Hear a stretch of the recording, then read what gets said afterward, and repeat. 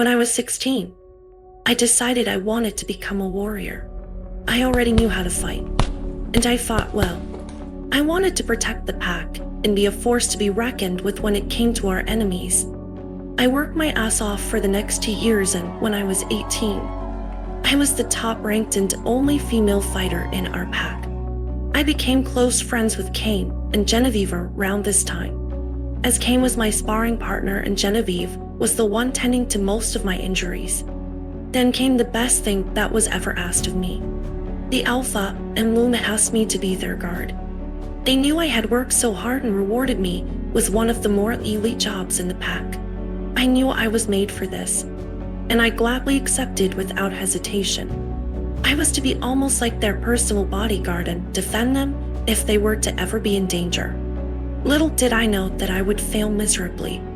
I went almost 2 years without a major incident as their guard, only really having to deal with minor confrontations and the odd threat that never amounted to anything when other packs and wolves saw me.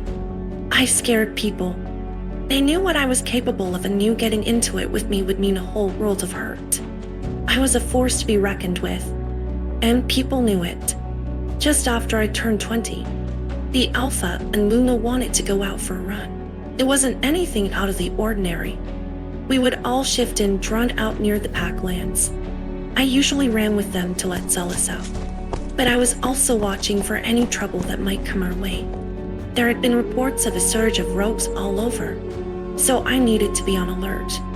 The Alpha and Luna told me that I needn't worry, that they could easily handle themselves if it came to it, so it wouldn't be all on me.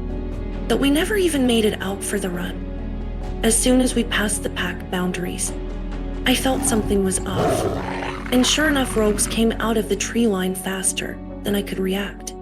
We were completely ambushed, and the number of rogues were overwhelming for just the 3 of us. The hardest and probably most odd part about that day was that none of us were able to shift at all. Let me out. I could hear Celis in my mind, roaring at me, but I couldn't. Because of that, we were all overwhelmed easily. Rogues surrounded us and gravely injured the Alpha first, before immobilizing me and attacking the Luna. I still remember her scream as one of them ripped her throat out. I shiver and turn the water in the shower as hot as I can bear, searing my skin slightly as I feel tears prick my eyes. I clasp my arms around myself, still haunted by the state of their bodies after the rogues had stopped attacking. They left me alive, but barely. I had gashes and claw marks all over me, plus a large chunk of my leg was torn away and a badly broken arm. I was healing slowly, as werewolves do, but it wasn't enough. We were found about an hour later, with me hysterical and trying to claw my way over to the Luna.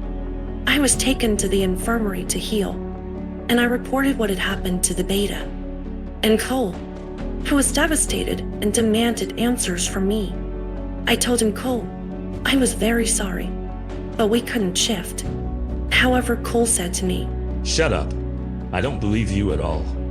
It took a few weeks for me to heal completely, and as soon as I was able, I went to where they had buried the Alpha and Luna. I was there for only a few short moments before being dragged off to Cole, now Alpha, and his Beta, where I was questioned again, and finally accused with failing my job. As punishment, my wrists were to be bound with silver cuffs, my title and everything revoked. Now I'm merely a member of the pack, shunned because I allowed the Alpha and Luna to die. Can I even be considered a werewolf anymore if I can't feel her? Ivy, you okay? Genevieve asks me as we sit at our kitchen table with Kane. The smell, breakfast is amazing, but I just can't seem to find an appetite.